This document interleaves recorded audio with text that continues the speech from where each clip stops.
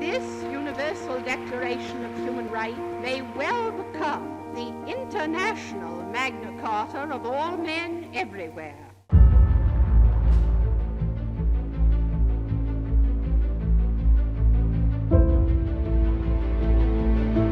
After the Second World War and the Great Economic Depression, there was a spirit to think, what can we do to ensure that this kind of situations will never happen again?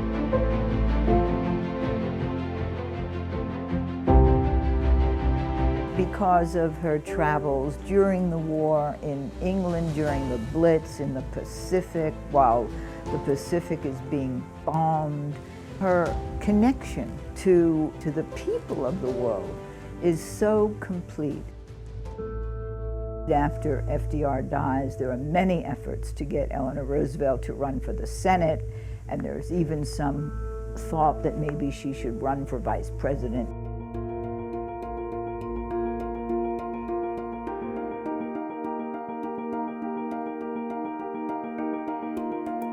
The one position she is excited about, that she accepts, is when Harry Truman offers her a membership in the delegation, the US delegation, to the United Nations. It was such an opportunity to build a movement for peace and for human rights.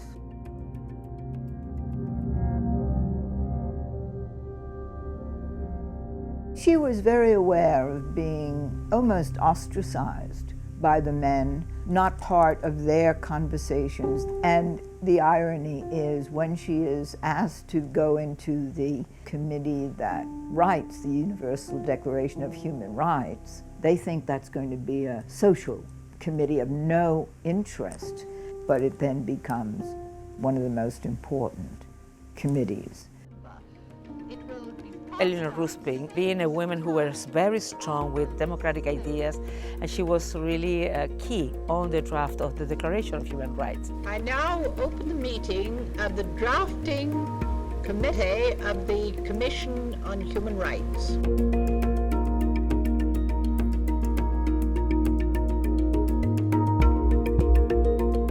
One other person that was such a big influence on Eleanor Roosevelt was India's Hansa Mehta.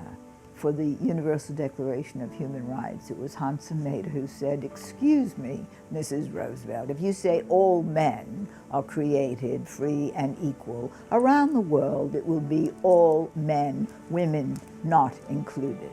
And so the words were changed to all human beings. That small change has had a tremendous impact. Women will be included everywhere. All human beings, men and women and children, have these rights. It says that these rights of the people are not because you are from some geographical region, because you have from some culture or some religion. It's just because we are human beings, just because we exist, that we are entitled to those rights.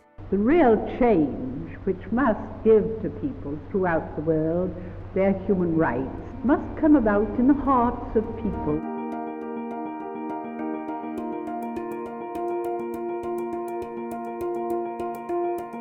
Their ability to work together, to negotiate across all their differences, is really what made the creation of the Universal Declaration of Human Rights possible. It is a declaration of basic principles of human rights and freedoms, and to serve as a common standard of achievement for all peoples of all nations.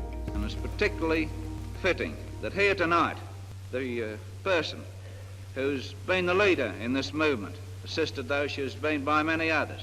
I refer, of course, to Mrs. Roosevelt, the delegate of the United States. It's one of the most significant moments in world history.